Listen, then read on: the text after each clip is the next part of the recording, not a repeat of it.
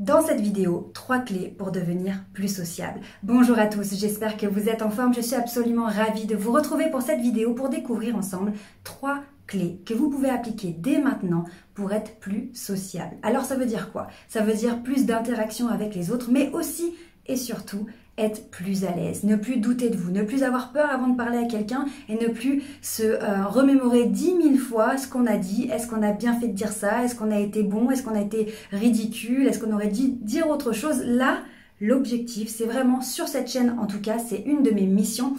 Si vous n'avez pas encore l'habitude de me suivre, je vous invite vraiment à vous abonner à la chaîne si tous ces sujets vous intéressent. Interaction avec les autres, donc vos compétences en communication, être à l'aise, avoir confiance en soi, avoir plus d'estime de soi, se faire respecter, trouver sa place, prendre sa place de manière naturelle, travailler sur votre charisme, votre leadership si vous en avez besoin, en tout cas être déjà leader de votre vie. Et tous ces sujets me tiennent extrêmement à cœur parce qu'ils contribuent à faire qu'on atteint nos objectifs, c'est une première chose, mais surtout on se sent beaucoup mieux dans nos baskets. Au quotidien, les choses sont plus faciles et ça change vraiment la vie. Donc aujourd'hui, vraiment l'objectif, c'est d'avoir 3 choses à appliquer de manière très simple et très efficace pour développer vos interactions sociales.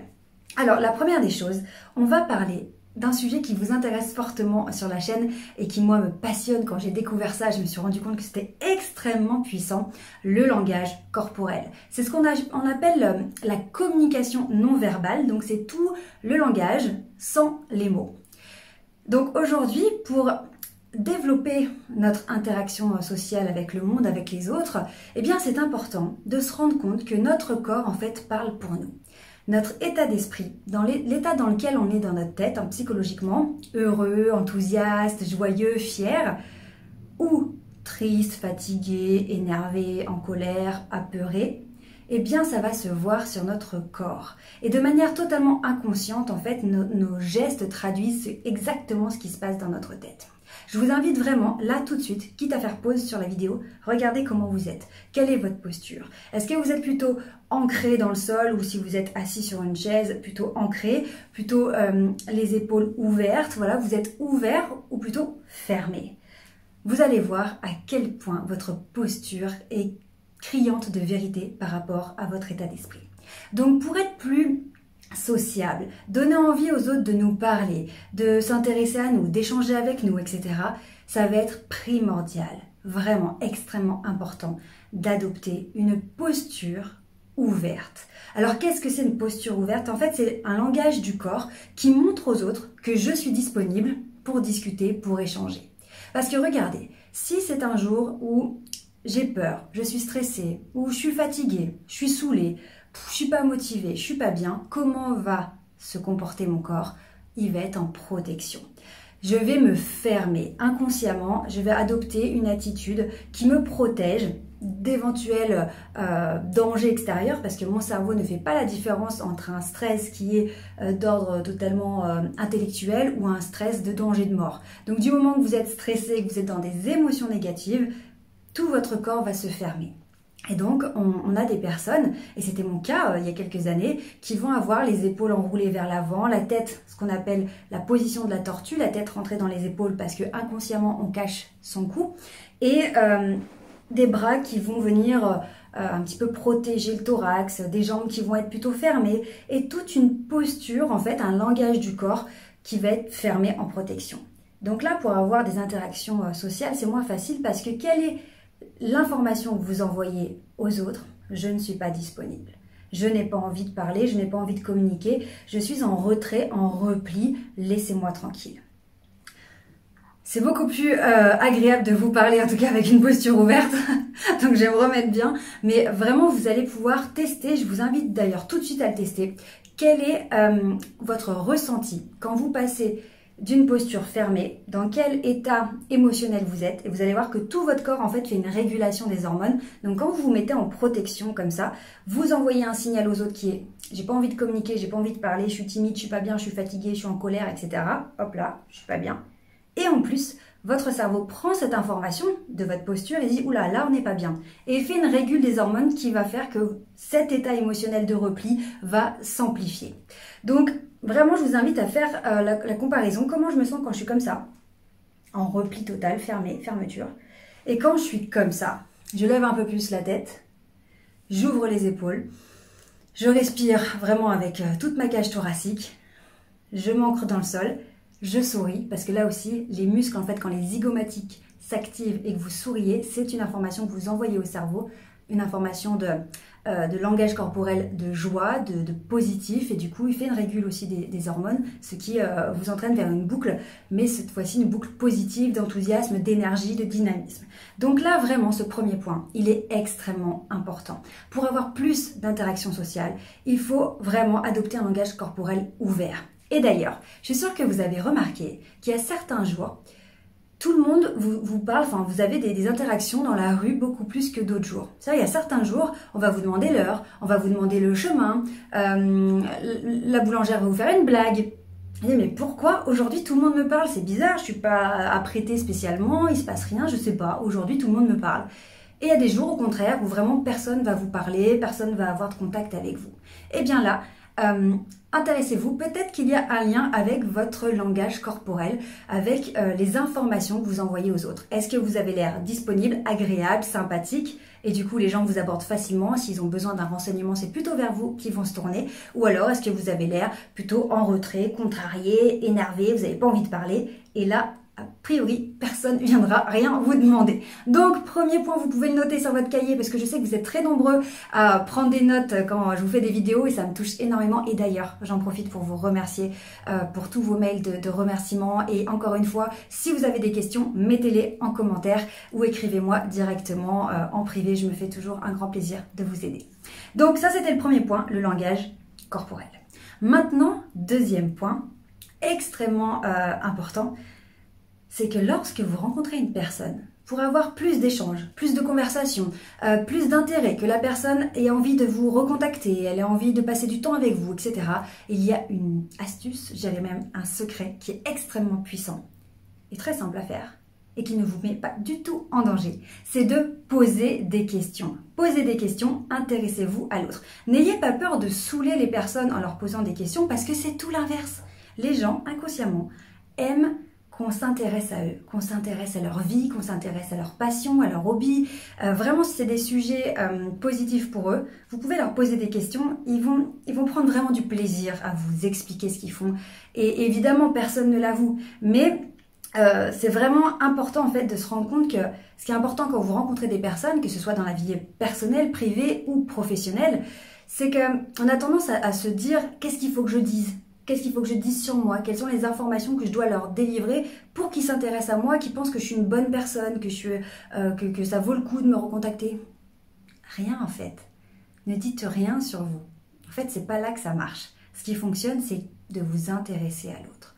Je peux vous assurer que vous rencontrez une personne et vous vous intéressez vraiment à la personne. Et vous posez des questions, ah et tu fais quoi du coup comme boulot? Ah d'accord, et c'est où? Ah et alors du coup ça consiste en quoi? Ah ouais, c'est intéressant, et patati et patata. Et poser des questions, ça vous permet d'avoir de la conversation très facilement. Et plus vous posez des questions, plus vous avez des informations sur l'autre, donc plus vous avez d'éléments sur lesquels rebondir.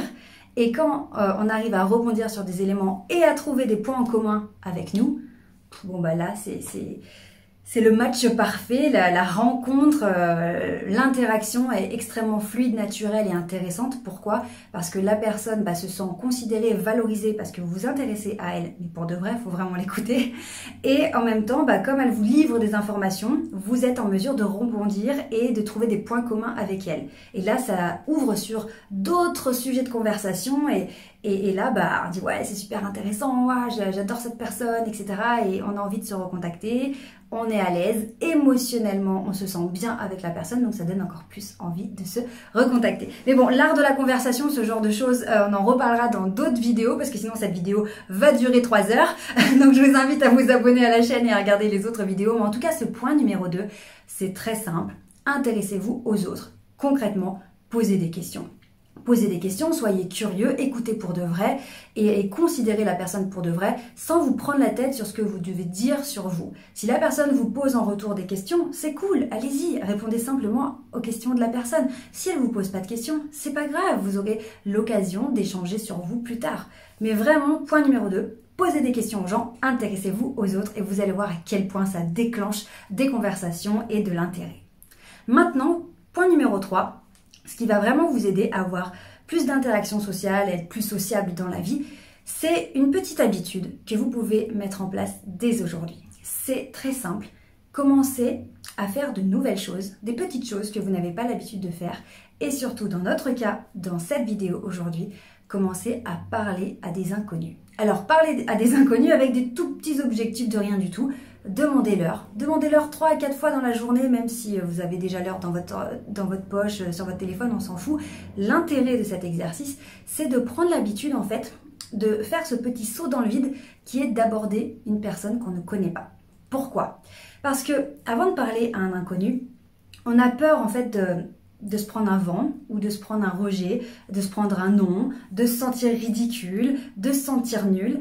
Et toutes ces peurs, si on les laisse prendre de la place et de l'ampleur, elles peuvent très rapidement, très facilement en fait, nous mettre une barrière et nous empêcher de parler à des inconnus et d'être à l'aise à l'oral. Et du coup, si on n'arrive déjà pas à demander à l'heure à un inconnu, à demander son chemin, à faire une petite phrase sympathique à la caissière ou à la boulangère, le jour où on a une interaction qui est à fort enjeu, entretien d'embauche, date, rendez-vous amoureux, ce genre de choses, et bien là, ça prend des proportions énormes. Pourquoi? Parce que le cerveau n'a pas l'habitude de faire ce petit saut dans le vide qui est j'aborde quelqu'un que je ne connais pas, je suis dans une situation où il faut que je parle, du coup le cerveau il va penser que c'est un énorme stress et il va allumer tout en alerte rouge avec tous les signes physiologiques du stress que l'on connaît, tels que le cœur qui s'accélère, la transpiration, la respiration courte, les tremblements, les trous de mémoire, etc., etc. On en parle dans d'autres vidéos de cette gestion du stress. Mais en tout cas, dans ce troisième conseil, plus vous allez prendre l'habitude de parler à des inconnus, dire bonjour aux voisins, faire un sourire, etc., plus votre cerveau, écoutez bien ce mot, c'est très important, votre cerveau va banaliser le fait de parler aux autres. Et plus vous vivez cette situation, plus ça devient banal, donc moins il y a de stress. Et c'est comme ça, en fait, que des personnes, d'ailleurs notamment celles que j'accompagne, en fait, on a des personnes qui vont être très timides, très réservées, et petit à petit, avec le temps, les semaines, les mois passant, ça devient des personnes totalement à l'aise, des poissons dans l'eau quand il faut parler avec des inconnus, se présenter, même négocier. Pourquoi? Parce que ce travail de fond, cette banalisation des interactions avec les autres, a fait que le stress est totalement descendu et a totalement disparu.